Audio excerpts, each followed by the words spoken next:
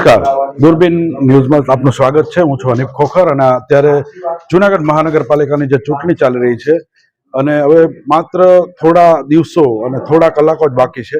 એ પહેલા ભારતીય જનતા પાર્ટીએ એક પ્રેસ કોન્ફરન્સ કરી અને પોતાનો એક મેનિફેસ્ટો જાહેર કર્યો છે। આપણી સાથે અત્યારે ભારતીય જનતા પાર્ટી જૂનાગઢ શહેરના પ્રમુખ પુનિતભાઈ શર્મા અત્યારે જોડાયા છે। તેમની સાથે પુનિતભાઈ, આપનું સ્વાગત છે।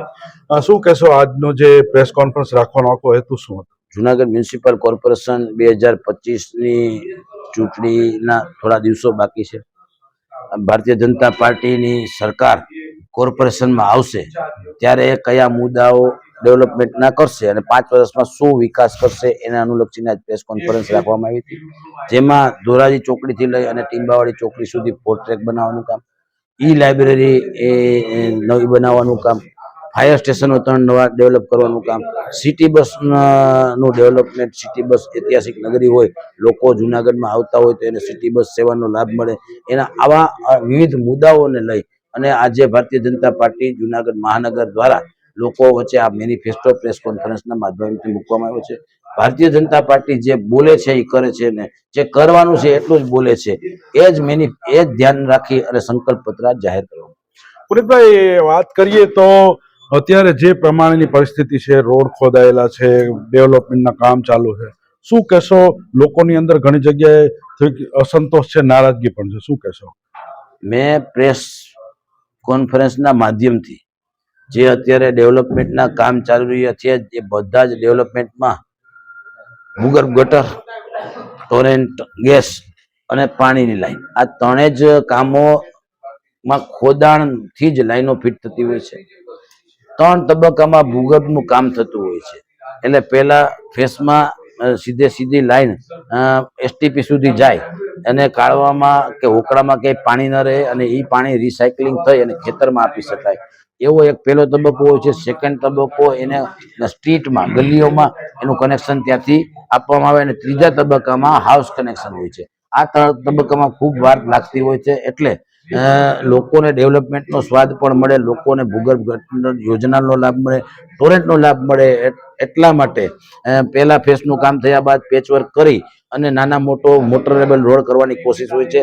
આપ જાણો છો એમ 14-15 ફૂટનું ખોદાણ થયું હોય તો એક વખત સેટલમેન્ટ થવાનું હોય છે, એ સેટલમેન્ટ થઈ જાય પછી પાછું સેકન્ડ ફેસનું કામ કરવાનું હોય ત્યારે પણ ખોદાણ કરવું પડતું હોય, એ જ પાઇપમાંથી આપણે પાછી સ્ટ્રીટમાં કનેક્શન આપવું પડતું હોય, એ સ્ટ્રીટમાંથી પાછું હાઉસ કનેક્શન આપવું પડતું હોય, એટલે 3 તબક્કે કામ ખૂબ લેન્ધી હોય છે।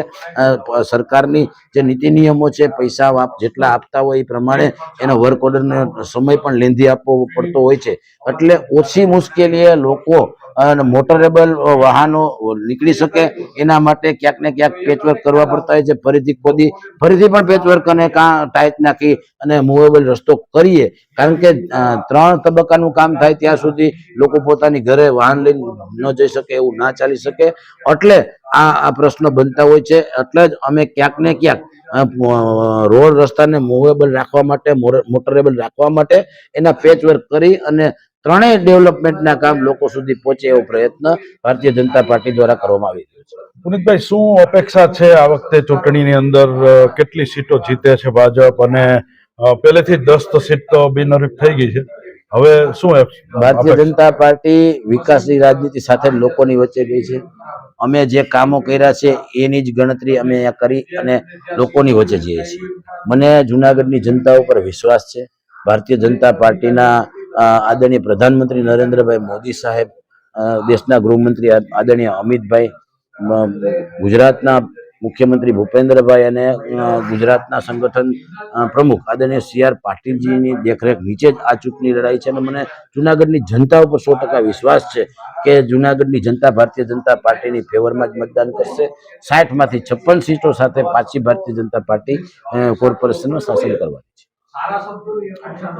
તો હતા પુનિતભાઈ શર્મા, જૂનાગઢ શહેર ભારતીય જનતા પાર્ટીના પ્રમુખ। તેમણે વિશ્વાસ વ્યક્ત કર્યો છે કે આ વખતે 60માંથી 56 સીટો તેઓ જીતશે। એટલે હવે સમય જ કહેશે અને પરિણામ કહેશે કે કોંગ્રેસ વધારે સીટો જીતે કે ભાજપ। અમારી ચેનલ જોતા રહો અને લાઈક કરો, શેર કરો અને સબસ્ક્રાઈબ કરો। નમસ્કાર।